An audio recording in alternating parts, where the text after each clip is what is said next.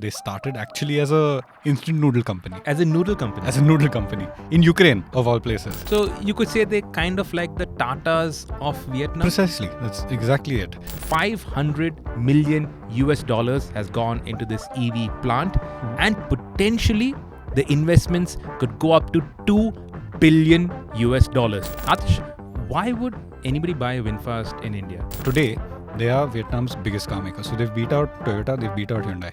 So will they bring those two-wheelers to India also? So they're looking at it. Welcome to the Evo India podcast. In this week's podcast, we are talking about the newest entrant into the Indian automotive space.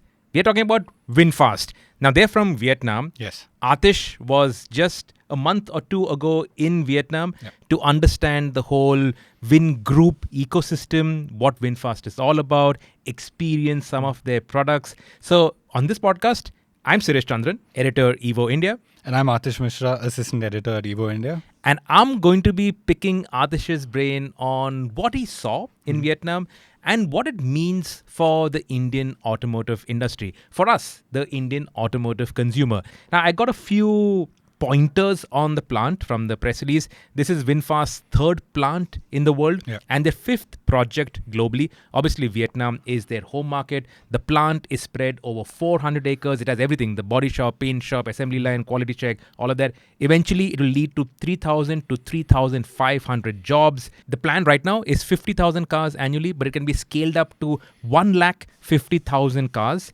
And the long-term global vision of Vinfast globally is to make 1 million cars by 2030. India features very strongly in it. India will be the largest export hub for South Asia, for the Middle East, and for Africa. And investments, obviously, everybody likes to learn about the investments. So 500 million US dollars has gone into this EV plant, and potentially the investments could go up to 2 billion US dollars. 2 billion US dollars is around 16,000 crore rupees. So serious money. Lots of investment and big plans for India. But let's start with, who is Vinfast? So it's a very interesting story. Vinfast is part of the Vin Group. And the Vin Group is basically this conglomerate based in Vietnam. You can think of them like the Tatas or the Ambanis of Vietnam. Obviously, with a scale representative of Vietnam as well. Their foundation was many, many years ago, 2.5 decades ago. They started actually as a instant noodle company. As a noodle company? As a noodle company. In Ukraine, of all places. In the Ukraine? In the Ukraine. And then they eventually started building properties and developing properties in Vinfast. They got into hospitality, so hotels. In fact, when I was in Vietnam, one of the nights we stayed at a Vin Group hotel. Okay. And then they started developing all sorts of different stuff, and they got into schools, they got into hospitals, they got into malls, they got into everything you'd think of within a... So you could say they kind of like the Tatas of Vietnam? Precisely. That's exactly it. And now they're getting into automobile. Automobile is fairly recent. Okay. It's as recent as 2017. Okay, so it's not that far off. Not that far off. Okay. Less than 10 years. What, 8 years now? You know. Very new company, but where they've gotten in 8 years is quite significant. You look at what they've done, where they are, their plans, they're not small plans, grand plans. They also move very quickly to be able to scale at this level, So it's very interesting, the fact that they've got their eyes set on India. They've taken Vietnam by storm. Think about it, 2017 they were founded. At that time, everybody was there, Hyundai, Toyota, they were the big boys over there. I think Hyundai was the biggest car maker at the time. When Vinfast started, they weren't all electric. Okay. Today, they are all electric. Okay. It's in 2022 that they made that pivot. Okay. They said, okay, forget these ICE cars. They had borrowed platforms. I think they had borrowed BMW's platforms and stuff like that. And they were doing... BMW platforms? Yeah.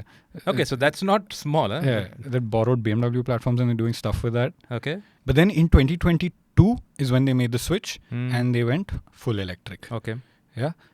Since then, it's been insanely rapid, their growth. And today, they are Vietnam's biggest car maker. So they've beat out Toyota, they've beat out Hyundai. That's no small thing, That's insane. And what's the reason for that? So Or at these least what guys, did you get a sense of? one is they've moved very quickly. Okay. Like I told you, 7 years, they've gone through complete life cycles, which is usually a German car's single life cycle. They've gone through stuff. They've developed platforms, sold new cars. It's insane the speed they're moving at. So one is they're quick on their feet. But the second is what the people at Vinfast tell me is that the Vin Group has built trust over so many decades in Vietnam. Okay. So that when they got into the automotive space, the Vietnamese gravitated to it. Okay. Because they're already so entrenched in Vietnamese society. Schools, properties, hospitals, colleges, hotels, the works. Again, like the Tata Group. Exactly. They're so entrenched that when they said, we're doing automobiles, there was trust. People trusted the brand, people trusted the group, and they gravitated to it. And they probably realized that they're good products as well. And then they grew, obviously. Do they also make two-wheelers? Because Vietnam is a big two-wheeler market. They do. They do make really? two-wheelers. Yeah, they do. In fact, some of them were on display at the Bharat Mobility Show earlier this year. They even make buses, they even make trucks, they even make pickups. So they do everything. Oh, okay. It's insane. And it's not just selling cars. They have a lot of services now around cars. Like I said, they're a group. Okay. And they pride themselves on their ecosystem. Okay. So when they got into this car business, they also created a cab company. Okay. So like an Ola. Think of it like Ola. Okay. But they also build the cars, right? They're all Vinfasts. So they're making the cars, then they're selling it to their cab company, and then the cab company is running the cars. So that's like if Tata Motors had a cab company, which ran only Tatas. Yes. Exactly. And it immediately creates demand for Vinfast cars. Yes. Because you have a buyer which is ready and running the cars. And it's really interesting that they've done that. And they actually want to do it in India too, eventually. So it might happen. They also have Vin Green, which is their charging infrastructure company. Okay. So today they're the biggest charging infrastructure across Vietnam. Okay. And they've put up ports everywhere. They've got real estate, like I said. So when you go into a Vin Homes, which is one of their real estate development properties, you've got Vin Green chargers lining everywhere. So all the groups are buying from each other and they all support each other. So it's very interestingly intertwined and very smartly done. And they all keep each other afloat. So will they bring those two-wheelers to India also? So they're looking at it. When I was there, we spoke to the Vinfast Asia CEO and he says they're already in talks with some local players. Now, what they're looking at is contract manufacturing, but they're adamant on keeping the Vinfast name. So I think they're figuring out all of those details. Okay. And he also said that they're interested in bringing buses too. And that also they're talking to somebody who's already manufacturing buses here if they can do something with them. So those are plans which are in discussion. They're not formalized yet. But what is formalized, of course, are their plans with cars. The factory is up. They're going to be rolling out soon. And that's what we're going to focus on today. Okay, so let's talk about the cars. Yeah. Where does the range start? So the range is massive. Okay, it starts at something called the VF3. Okay. Which is a Comet rival. So that was the yellow car at the Bharat Mobility Show, and the one that looked little chunky and funky and kind of boxy. Little boxy. Imagine a Jimny which is shrunk into like a Comet's proportions. That's actually the one that really caught my eye at the expo. It's caught everyone's eye. It caught my eye. It caught all the other journalists' eye who were there at the drive. It's caught Vietnam's eye because that is one of the best-selling Vinfast today. Okay. Because it's small, it's affordable, and Vietnam also. And that's a Comet, straight up Comet rival. Comet rival. Is that 5-door or 3-door? It's 3-door. Okay, same like the Comet. Yeah. Okay. So tiny car, and what's really cool about it is the customization options. Okay. So when you're there, you've got it first of all in funky colors. Okay. Then you can add sticker packs and accessory packs. And accessory doesn't mean chrome strip and all. They've got like cat ears and like Hello Kitty stickers. And this is all stuff that Vinfast is doing. And it's really caught the attention of the young people over there. It's insane. You'll be driving around, you'll see this car with cat ears coming at you. It's just so cool and you can't ignore it. Is there scope for doing a 5-door version of that? I don't know. Honestly, we didn't even get close to a car. So we only got to see. Because if they can engineer, if not 5-door, at least 4-door. So maybe on the left side have 2 doors, not on the driver's side. Like the Hyundai had a car like that. Yes, what was it they called? had. I forget. Veloster. I think Veloster. So. Yes. Yeah. So if they can do something like that, and it is positioned against the Comet, now the Comet's only real drawback is that it's a 3-door. Yeah. So if they can address that, It's a very small car though. You're still looking at that yeah, tiny but footprint. even for like city mobility, Yeah. like something which has a little bit more of that practicality would really work. I think it'll really work as it is because the proportions are so cool. Everybody loves SUVs. Everybody True. loves something with an upright bonnet. True. This has that, but it's tiny. But anyway, that's in the future. That might come to India. Okay, that might come probably to India. next year. Okay. Okay. So it's not that far off in the not future. that far away. It's around No. the corner. This is VF6, sorry, we've not got there yet. Yeah, so it's like around the corner. Round the corner. Yeah. Okay. So that's the VF3. Yeah. Then if you go up in their range, they've got something called the VF E34 and the VF5. Okay. Now, these are not cars coming to India. Okay. These are cars that are sold in Vietnam. Okay. They're slightly budget cars. The VF5 is actually what's used primarily as a taxi over there. And I actually got a ride in a VF5 from the airport to their plant when I landed there. So the VF5, again, fully EV. And it's a smallish car. Okay, so in India, the most popular cab is the Swift Desire. Yeah. Okay. How does it compare to the Swift Desire? It's bigger. Okay. It's a much bigger car. Okay. It's not a sub 4 meter car. Okay. Also, it's an EV, so you've got a little bit of a drawback in the back seat. It's not like the Swift Desire's back seat is very comfy. This has a little more Nero maybe, but a little less under thigh support. Okay. But it's a nice car. It's EV, quiet, silent, rides comfortably. I was sleeping most of it, to be honest with you, because I was so tired No, after but my you could flight. at least sleep in it. Yeah, I did Okay. sleep in it. So a fair bit. that's Yeah. at least one more tick mark for the car. 100%. Yeah. Then you get to the VF6. Yes. So now which is en route to India. Actually, it's here. Yeah. Production has started. Correct. So above the VF5 is VF6 and VF7. So VF6 is what I'd call a Creta EV rival. Okay. Because that's going to be a 4.3 meter long Okay. SUV. And then you go one step up above that and you've got the VF7, which is 4.5 meters, little less than a Tucson. So like or like an XUV 700? Pretty much. Okay. Yeah. So 4.5 meters long, slightly more bigger, slightly more in your face. And India is the only market where these are going to be their co-products, Okay. VF6 and VF7. Okay. So in Southeast Asia, it's all the more affordable cars. And then above this, they've got VF8, VF9, which is for Europe and America. So India's somewhere in the middle where they're targeting 6 and 7. Which Are is these all SUVs? SUVs in that they're crossovers. Because now everybody Yeah. is SUV, right? So Correct. front wheel drive. Yeah. Okay. So even though it's an EV, it's not natively rear wheel drive. So front wheel drive. Yeah. SUVs, all the body styles are SUVs? All the body styles. I mean, if you consider again that VF3, Yes. which is a tiny hatch, but it looks like an SUV. They did make sedans and stuff in the past. Okay, but now it's all Now it's probably market tastes also in Vietnam are similar to what Yeah. is in India, and that's why the SUVs. probably. Now, what's the difference between the two? Or let's start with the VF6. What were your first impressions? You drove it also? I drove both. Okay, you drove both. Now VF6 styling of both the cars, they have the Vinfast face, which has these two V-shaped DRLs on the nose.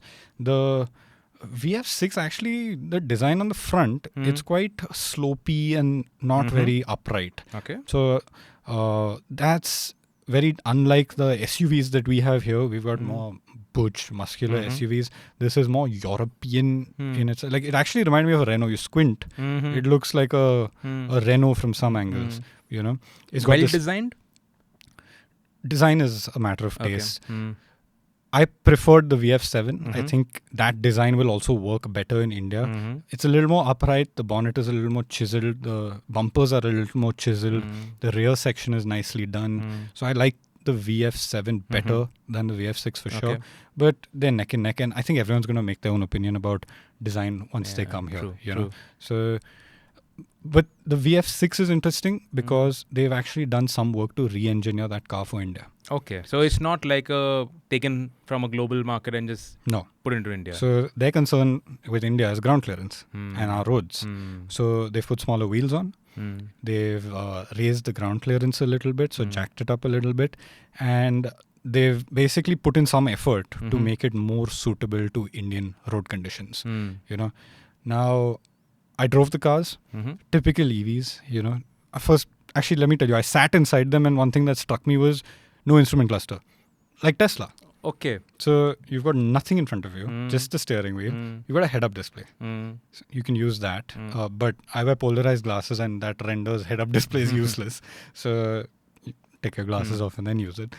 And then you've got this big screen in the center, which is effectively your control panel. It shows you your speed also and everything that would be on the cluster is on your so main it's all screen. on the infotainment screen. All on the infotainment screen.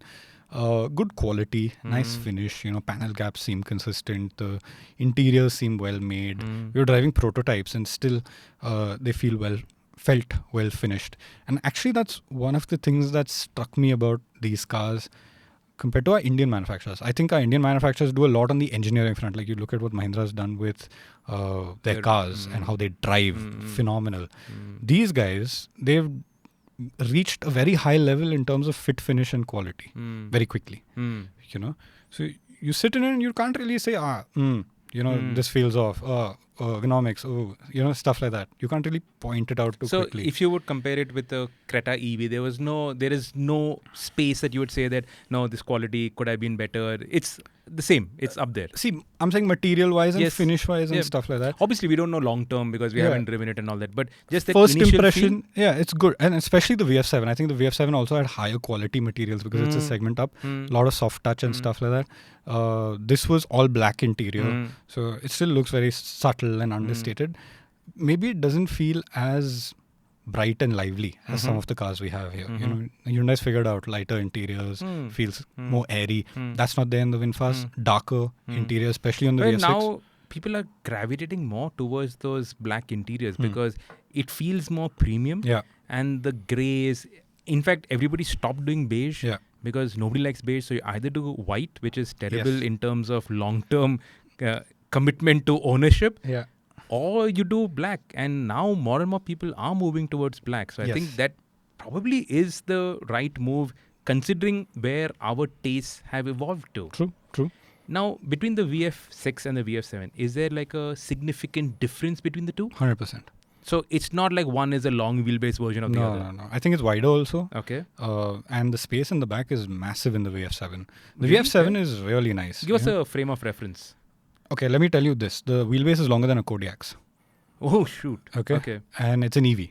Okay. So everything's stretched. So it's like a Kodiak space in the VF7? More, I would say. It's really impressive space. So that's like a almost long wheelbase E-Class. Yeah. It's significant space. The space is massive. And in that car also they've added a recline function for the rear for India.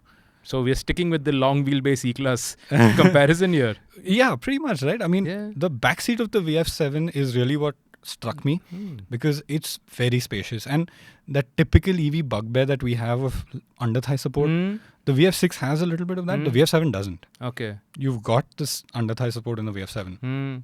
I don't know if it's the seat height or if it's the floor height or just because you have more space, you can stretch out more, but you can sit more comfortably in the VF7. These are all 5-seaters, both of them? 5-seaters. Yeah. They're not 7-seaters? No. But the VF7, it has decent enough boot? Yeah, both of them have reasonable boots. Okay. And I think they'll be good, practical family cars. Does it have a frunk also? I didn't check. Okay. We had very little time and we had to do 2 videos and social media. And we had about 45 minutes to an hour with the cars. You drove it. Yeah. What does it feel like to drive? Typical EV. Okay. I'll give you the numbers. I've got them here. VF6, okay. Battery, 59.6 kilowatt hours. The 0 to 100 is under 9 seconds, which is par for the course. Your power, 150 kilowatts, 310 Nm. Okay. Now, it doesn't feel rapid. Okay. It feels quick enough. Okay. It feels like, it's an EV, you can make your quick overtake. But it's not that pin you in your seat fast. And I don't think they've tuned it for that as well. You've got regen modes, you've got drive modes, just like you would have on any other EV. Regen is via paddles or on the screen? Everything is screen. It works reasonably well. One thing I noticed, we were driving it on a test track, which if you've been to Kia's test track, it's just one straight and a turn and another straight back. It's kind of like a PDI track. Yeah, it's a very, they had a skid pad, but we weren't really using that too much. I felt a vibration under hard acceleration on the VF6. And what the engineers tell me is, they're aware of it.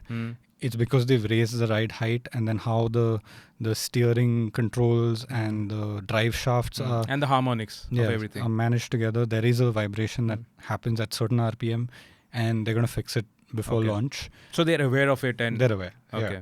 And ride and handling, again, little hard to judge, but again, on the track, little bit of vertical movement. Again, they're aware. They're still tuning that suspension because it's new to them. They've jacked it up for India. They're fiddling with it, getting the sweet spot. And hopefully once they get it here, it should be good. Okay. But again, the focus is comfort. The focus is drivability. The focus, before we got into the cars, they were like, look, we know you're giving you an open track, but that doesn't mean you go wild. These are cars that are going to be used by regular people on regular roads in real world driving conditions. So evaluate it from that perspective. Okay. It's easy to just put Slam your foot to the throttle floor and and say, oh, it's slow. Yeah. But in the real world, it's plenty, you know? So And also on the test track, you don't have a sense of perspective. exactly. We've never driven there before. Open and Yeah. Now, Vietnam is a left-hand drive or right-hand drive country? Left-hand drive. Okay. And the cars that you drove were? Right-hand drive. So you drove the India spec We cars? drove the India spec cars. Okay. So it's not like you're driving a Vietnam spec car either. No. Okay. So that was the VF6. One thing to note, these get control blade rear suspensions. Oh, okay. Like the Mahindras. XUV. Yeah. You know, so again, we've driven them in very controlled conditions. But when they come here on our roads, I suspect that they'll ride well, ride and handle well. Okay. You know? Now let's talk about the VF7. What does the VF7 feel like? So like I told you, the VF7 is a bigger car. One of the bigger differences that it has is A, bigger battery, and B, option of all-wheel drive. So they're going to bring a dual motor version on VF7. Obviously, it'll be more expensive, but it's also much quicker. I didn't drive that. They only had one car over there, and there were like some 30, 40 of us. So I didn't get a chance in that car. But again, let me just read out the numbers for you. So the VF7, the all-wheel drive version, will be a straight-up Harrier EV rival because right now the Harrier EV is the only all-wheel drive electric car in that segment. True. Yeah. And the VF7 would probably be the same size as the Harrier EV also. Yeah, you're right. But the Harrier EV, that does not have long wheelbase E-Class space at the back. Whereas this has long wheelbase E-Class space. Maybe not long wheelbase, that's pushing it, but yeah, almost. It's insane amount of space. Okay. Yeah. So battery capacity, 70.8 kilowatt hours. So much bigger battery. That adds weight. So when you're looking at the single motor, it's the same outputs, 150 kilowatts and 310 Mn. But because it's heavier, it's slower. Yeah. But then to compensate for that, they've got the all-wheel drive. Yeah. And that's the dual motor. That makes 260 kilowatts and 500 Nm. So that's quick, you know, and the claim 0 to 100 for that is 5.8.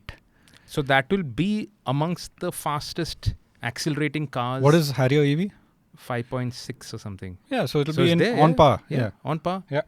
So that is quick. And the Harrier EV definitely feels quick. Yeah. And especially with the immediate responses of an EV powertrain, it just makes the driving also more effortless. Correct. Yeah. And now in terms of equipment, I think everybody is all about that equipment. So you've got another change for India. No leather, but vegan leather. Okay. So no real leather. They've got a wireless phone charger. That's in the VF7. The VF6 we drove didn't have a wireless phone charger, but they said they're adding it in. Okay. Ventilated seats. They've got more USB ports. They've actually upgraded the HVAC system for India. So they've got that. They've got electrical adjust seats, air purifier, panoramic sunroof, but doesn't open like the Mahindras. Okay. So it's a glass roof. It's a glass roof. Yeah. But it also didn't have any shade. So that's a concern. And they said they're working on some sort of a solution for that. Okay. But hopefully they'll have it in place because in India you need some sort of a shade over your head. You've got power tailgates and you get ADAS. And both get ADAS? Both get ADAS. Okay. You know, so equipment-wise also it's pretty sorted. Yeah. You really can't complain. Okay. So they've really studied the Indian market. They've understood what we want, what we like. And they've made those little modifications for the car for us. Yeah. You also met with the senior management at Vinfast. You met the CEO. Yes. The And CEO of Asia. The CEO of Asia. Yeah. So what are the key takeaways? Key takeaways. Very interesting character. He's a nice fellow. Very quotable quotes he gives out. What I took away from there is that they have big plans and they're not messing around. Okay. You know, Do they have the capacity to really invest $2 billion? I mean, they're saying it. Why would they claim it if they can't? You know, I mean, they're a big company. Of course, they're relying on demand in India, I'm sure, to be able to justify that ramp up. But I think they can do it. You know, look at the mega projects they've invested in Vietnam. It's insane. They've built entire townships with a beach in the middle of it and an artificial sea. Oh, okay. Not a sea, but it's like a lake, but they call it their beach and sea. Literally, it's like a lagoon in the middle of this township. And everything from multi-million-dollar mansions to high-rises with 1, 2, 3 BHKs in there. You know, so they've built entire townships in that country. They're investing big wherever they go. And they don't do things half-hearted. You know, when they get into something, they get into it seriously. And I think their cars are reflective of that. You look at where they've come in 8 years. And even if you look at the smaller window, 22 to 25, 22 is when they really committed to EVs. It's 3 years. That's nothing. Yeah. And they've got so many cars already out. Wouldn't they have like a struggle in terms of awareness? It's interesting. I actually asked the CEO, what would be your biggest challenge? And I thought his answer would be awareness. Because I felt like that would be their biggest challenge. He says, no, it's price. You know, they need to get the price right. And what that tells me is that they're going to price themselves aggressively. And then when I countered that and I said, don't you think it's awareness? He said, no. Ford, everybody knew. And they still failed in India. Actually, that's a smart example. So he's saying awareness is not an issue in India. Price is an issue in India. And that's valid. You know, you think about Kia. Nobody knew Kia before they came in here. Kia entered. They got their product right. They got their price right. They got the segments they want to get into right. And they're thriving today. You know, of course, they had Hyundai's back end to support them. Sure. But they did the right things. They made the right moves. They got into the right segments and they created a brand that was desirable and aspirational. You know, so even if you're not known, you make the right moves, you can make it in India. And you're talking about scaling up. Yeah. Now, every second or third day, we get some press release or the other from Vinfast. Yeah. Either it is the roadside assistance, or the charging network, or the dealerships. Yeah. In fact, every second day, we get a dealership announcement that they've announced dealership in Surat, in this. In Pune, they already have 2 dealerships. Yeah. So that's news to me, but it is ramping up pretty quickly. Pretty quick. And the launch is just around the corner. Yeah. Yeah. And their service is going to be interesting. So they've got their official service centers, but they're also looking at third-party service. You know, so you can get serviced at various outlets. They don't have to be official Vinfast outlets without avoiding warranty, without... Less headache. Yeah, less headache. And also builds trust, right? You know, I can go wherever and I should be able to find somebody there to service my car. The fact also is that an electric car doesn't need as much looking into compared to a combustion. True. Another thing that I want to talk about is localization. They actually shared some details on that. So they are going to localize in India. Okay. Not everything. Okay. Of course, batteries and stuff will come from out. Yeah.